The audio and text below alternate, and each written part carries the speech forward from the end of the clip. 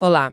Hoje a gente vai mergulhar num assunto que, à primeira vista, parece super técnico, mas que, no fundo, mexe diretamente com a forma como a gente entende a saúde financeira do país. Sabe aquela sensação de olhar para os números do governo e pensar, tá, mas será que eu tô vendo o filme completo? É uma sensação bem comum. Os números são enormes, as planilhas são complexas e nem sempre fica claro o que é o quê. Exatamente. E a nossa pauta de hoje é uma ferramenta que promete trazer um pouco mais de luz para essa confusão toda.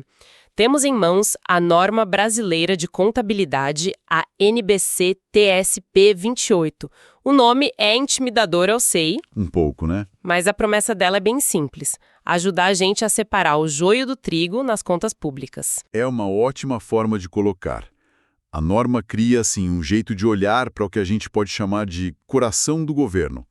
Ela separa as atividades essenciais, como saúde e educação, daquelas que são, na prática, grandes negócios que o governo controla. Então, nossa missão hoje é essa. Vamos traduzir esse contabilês todo e descobrir se essa norma é realmente uma lupa poderosa para a transparência ou só mais um item na burocracia. Vamos entender como essa separação funciona e, mais importante, por que ela é tão necessária. Certo, para começar pelo começo, a norma gira em torno de uma sigla, SGG, Setor Governo Geral. O que na prática está dentro desse clube? Essa definição é o ponto de partida de tudo, sabe? Pense no SGG como governo na sua forma mais pura. A gente está falando dos ministérios, das secretarias de Estado, do Poder Judiciário, das Forças Armadas. As escolas, hospitais. Exato. Escolas e universidades públicas, os hospitais do SUS. Ou seja, são as atividades que a gente espera que o governo execute, os serviços públicos essenciais. Precisamente.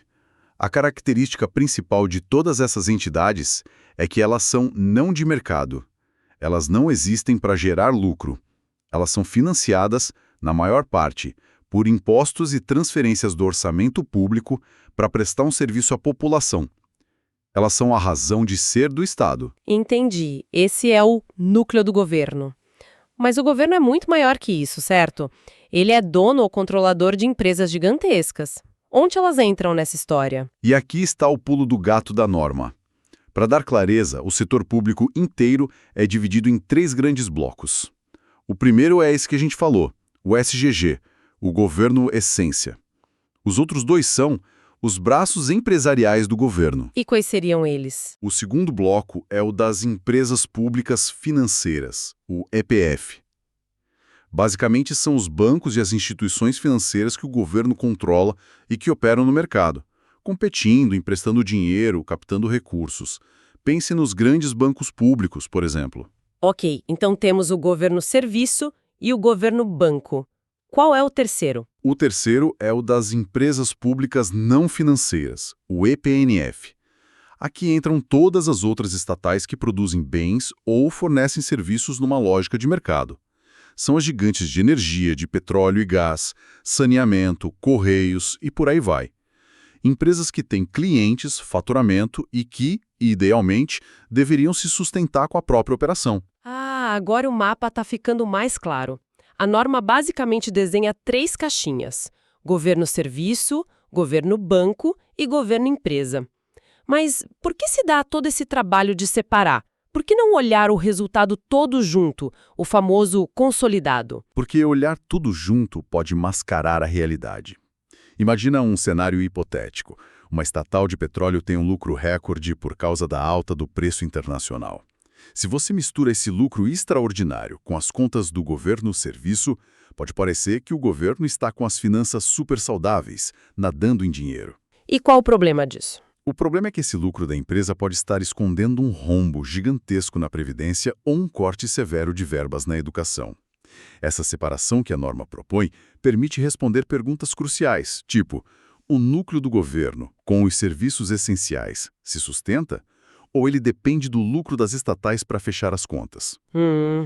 E também o inverso. O governo está injetando dinheiro de impostos para cobrir prejuízos de uma estatal ineficiente. A transparência mora exatamente aí, em enxergar essas relações. Está se misturando dessa forma? Não é que era impossível, mas exigia um trabalho quase de detetive, sabe? De cruzar várias fontes de dados.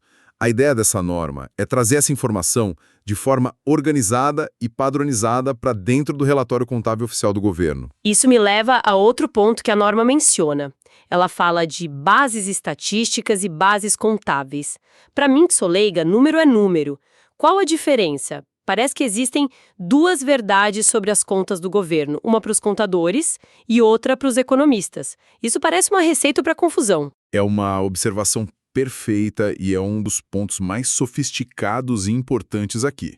Sim, de certa forma, existem dois mundos. Pense assim, a contabilidade que segue essas normas tem um objetivo principal que é a prestação de contas, a chamada accountability. Ela quer mostrar de forma fiel a situação financeira de uma entidade específica, seja o Tesouro Nacional, um ministério, etc. Ela serve para o gestor tomar decisões e para o controle social. Ok, a contabilidade é o retrato 3x4 da entidade. E a estatística? A estatística fiscal tem um objetivo mais amplo, macroeconômico. Ela não está tão preocupada com a saúde de uma entidade isolada, mas sim em como o conjunto de ações do governo impacta a economia do país como um todo. É a fonte de dados que os economistas usam para calcular o PIB, a inflação, a dívida pública em relação à economia. Os objetivos são diferentes. Se os objetivos são diferentes, os métodos também são. Eles chegam a números diferentes para a mesma coisa. Frequentemente, sim. Eles podem avaliar um mesmo ativo de formas diferentes ou reconhecer uma receita em momentos distintos. Por isso, historicamente, o relatório contábil do governo dizia uma coisa, e o relatório de estatísticas fiscais, usado para análises econômicas, podia dizer outra. E como essa norma, a NBC-TSP 28, entra nessa história? Ela escolhe um lado? Ela não escolhe um lado. Ela tenta ser uma ponte. O conceito de SGG, o setor governo geral, na verdade vem do mundo da estatística.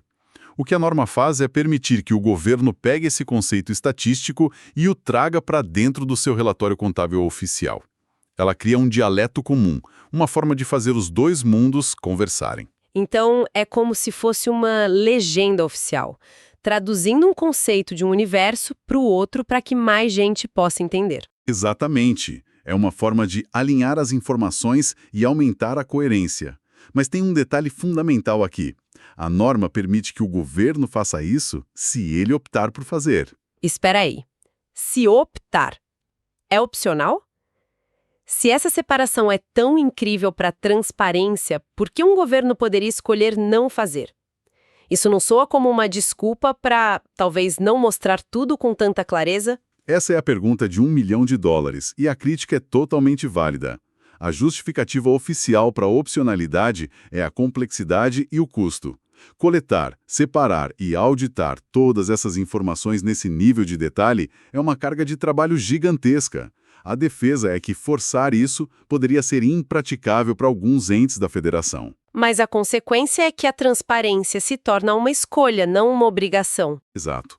A norma oferece a ferramenta, mas não obriga o seu uso. No entanto, para aqueles que decidem usá-la, ela estabelece regras bem rígidas, para garantir que essa ponte seja bem construída e não vire uma gambiarra. E que regras são essas? O que impede um governo de, por exemplo, incluir uma empresa ali no meio do SGG para maquiar um resultado? Existe uma regra de ouro para evitar isso. A norma proíbe categoricamente que se inclua no relatório do SGG qualquer entidade que já não esteja no balanço geral consolidado do governo. Ou seja, você não pode inventar uma nova entidade ou usar um critério diferente só para o relatório do SGG. Ah, entendi. A divulgação do SGG tem que ser uma desagregação do todo que já existe. Primeiro você mostra o bolo inteiro, depois você mostra a fatia, que é o SGG. Isso garante que as peças se encaixem. Certo. Então, a norma cria essa ponte opcional entre os dois mundos. Mas se um governo decide cruzar essa ponte e divulgar os dados do SGG, como isso fica na prática? Onde a gente enxerga essa separação no meio de tantos números? Aparece um anexo gigante piscando em neon, relatório do governo núcleo aqui. Seria ótimo, mas é um pouco mais discreto. A norma dá flexibilidade.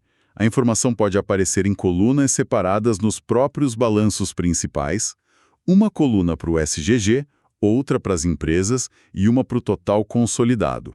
Ou pode vir em notas explicativas detalhadas. Mas existe alguma restrição sobre como apresentar isso? Sim, uma muito importante. A apresentação do SGG não pode ter mais destaque do que a visão do governo como um todo. O relatório consolidado, o bolo inteiro, ainda é a informação principal. A visão do SGG é uma análise complementar, um zoom em uma parte específica. A ideia é não perder a perspectiva geral. Ok, a apresentação é flexível. E os cálculos? A matemática por trás é a mesma do balanço geral, só que com menos entidades. É aí que mora uma diferença técnica, mas crucial, que realmente muda a perspectiva da análise. No balanço consolidado do governo, quando você junta tudo, o método é somar linha a linha. Pega todo o caixa do SGG, soma com o caixa da estatal financeira, soma com o caixa da estatal não financeira e apresenta um total. Pega todos os prédios, todas as dívidas e assim por diante. Parece lógico. Você junta todas as partes para ter o todo. Exato. Só que para o relatório específico do SGG, a regra muda completamente em relação às empresas estatais.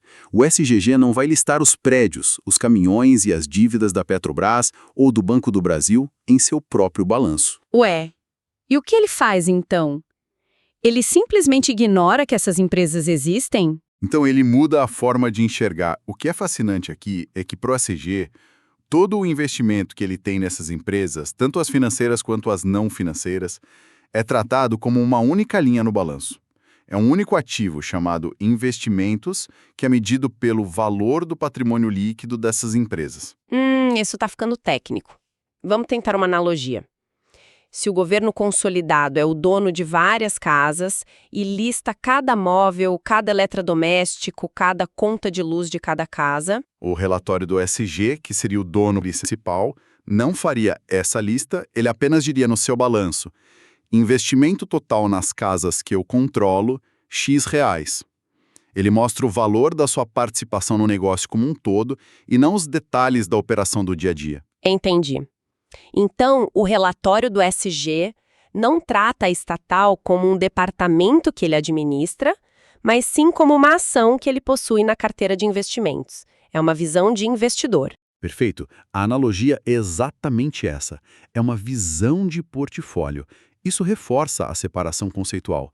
Mostra o governo-serviço e o quanto ele tem investido no governo-empresa, tratando-os como coisas distintas. Impede que o relatório do SGG seja só uma cópia com algumas linhas a menos do relatório geral. Isso é realmente interessante. Mas se a gente está vendo números separados para o SGG e para o governo como um todo, com métodos de cálculo diferentes para os investimentos, como um cidadão, um analista, um órgão de controle pode ter certeza de que tudo se encaixa? Como sabemos que não estão apenas criando números que parecem bons? Essa é a preocupação central da boa governança e a norma tem um mecanismo de segurança para isso: a conciliação. É obrigatório. Conciliação. O que isso significa na prática? Significa que o governo precisa apresentar um mapa detalhado que mostre exatamente como ele saiu dos números do relatório consolidado total para chegar aos números do SGG. Ele precisa listar item por item todos os ajustes e eliminações que foram feitos. Por exemplo, total de caixa do governo, 100. Caixa das empresas estatais que foi removido, 40. Resultado, caixa do SGG, 60. Ah, então é uma espécie de prova real. Mostra a matemática da separação. Exatamente. É o que conecta os dois relatórios e garante a integridade do processo. Essa conciliação é a peça-chave da prestação de contas. Ela mostra de forma transparente o impacto exato que as empresas públicas têm no balanço geral do governo. Fica claro que é resultado do núcleo do Estado e o que veio do desempenho das suas empresas no mercado. Sem isso, a gente teria apenas dois conjuntos de números sem uma conexão confiável. Ok, isso faz todo sentido para conectar o relatório do SGG com o relatório contábil geral. Mas e a outra ponte da ponte? A norma exige também uma conciliação com aqueles relatórios puramente estatísticos usados pelos economistas. Afinal, se a ideia era aproximar os dois mundos, não seria lógico mostrar a conexão final?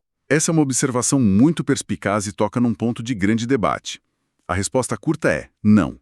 A norma não exige essa conciliação final com as bases estatísticas. Mas por quê? Parece que a ponte ficou pela metade. Você constrói a estrutura toda e para antes de chegar na outra margem. A justificativa, mais uma vez, é pragmática, custo e benefício. As diferenças de metodologia entre a contabilidade e a estatística são, em alguns casos, muito profundas. Seria uma tarefa hercúlea. Me dê um exemplo prático dessa diferença que torna tudo tão difícil. Um exemplo clássico é a avaliação de ativos. Digamos que o governo seja dono de um prédio histórico no centro da cidade, comprado há 50 anos por, digamos, R$ 1.000. Na contabilidade tradicional baseada no custo histórico, esse prédio pode continuar registrado por esse valor irrisório. Já para a estatística, que busca refletir a realidade econômica, o que importa é o valor de mercado hoje, que pode ser de milhões. Agora imagina ter que fazer essa reavaliação para cada prédio, cada terreno, cada estrada do país e justificar cada centavo de diferença. A complexidade seria enorme. Entendi. Seria como tentar conciliar o preço que está na sua escritura antiga de um imóvel com o preço que um corretor diz que ele vale hoje.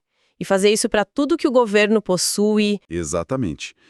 Por isso, a norma considera que o custo de exigir essa conciliação superaria os benefícios. No entanto, ela não proíbe.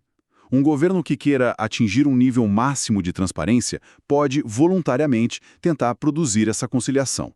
Mas não é uma obrigação. Então, fazendo um balanço geral de tudo que a gente conversou, temos uma norma que é uma ferramenta poderosa de transparência, mas que é de uso opcional. Correto.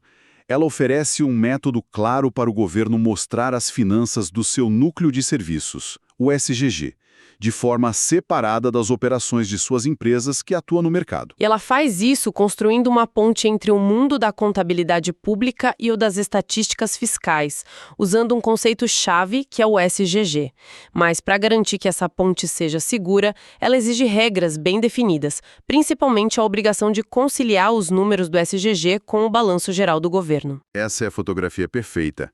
É uma ferramenta de clareza que permite uma análise muito mais rica e precisa sobre de onde vem e para onde vão os recursos públicos, distinguindo que atividade de Estado do que atividade de mercado. O que nos deixa com uma reflexão final.